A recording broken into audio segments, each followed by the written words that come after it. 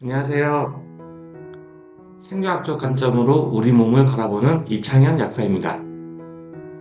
우리는 아플 때 그저 고통스럽다고 생각합니다. 몸이 고장났다고 자책하기도 하고요. 하지만 정말 이것이 진실일까요? 사실 여부와는 관계없는 그냥 고통에 대한 악의적인 감정일 수도 있습니다. 이런 감정을 배제하고 객관적인 시선으로 다시 바라보면 고통은 우리를 해치려는 적이 아니라 살아있으라는 신호라는 것을 알 수 있습니다. 저는 여러분에게 이 신호를 알려드리기 위해 이 책을 집필하게 되었습니다. 가볍게는 스트레스와 피로, 만성적으로는 고혈압과 당뇨 등 우리는 살아가면서 겪게 되는 여러 가지 증상들을 병이라고 부릅니다. 하지만 이러한 병은 사실 우리를 해치려는 의도보다는 오히려 생명을 지키려는 전략일 수도 있습니다. 그래서 생존학적 관점에서는 병은 생존 반응이다 라고 이야기합니다.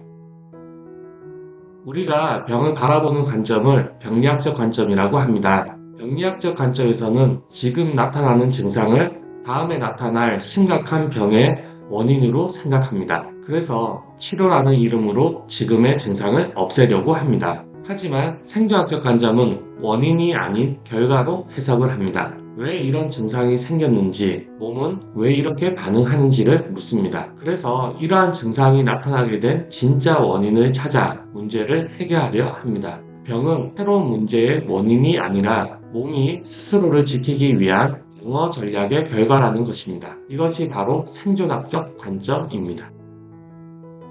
고통은 사라져야 할 대상이 아니라 새로운 나를 깨닫게 하는 과정입니다. 의도를 알아차리지 못하면 고통은 지속됩니다. 하지만 고통이 나에게 전하고자 하는 의도를 알아차린다면 고통은 줄어들고 멈출 수 있습니다. 생존학적 관점을 통해 자신의 몸과 소통을 하는 것입니다. 다르게 보면 고통이 줄어든다. 이 책은 만성적인 고통에 시달리는 당신에게 새로운 삶을 보여주는 문이 될 수 있습니다.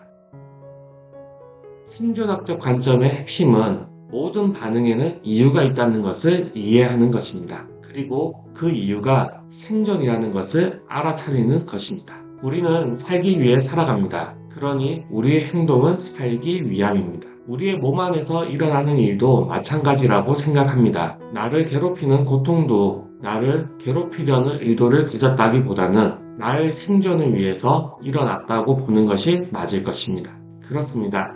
생리학적 관점의 실천은 몸이 아프거나 마음이 불안할 때 그것을 단순히 문제로 인식하지 않고 나를 지키려는 신호로 이해하는 것입니다. 이러한 관점의 차이는 문제를 없애기 위해 노력하는 방법의 차이를 나타나게 됩니다. 이 책을 다 읽고 나면 여러분은 문제의 상황만을 해결하기보다는 문제의 근본 원인을 이해하고 해결할 수 있을 것입니다.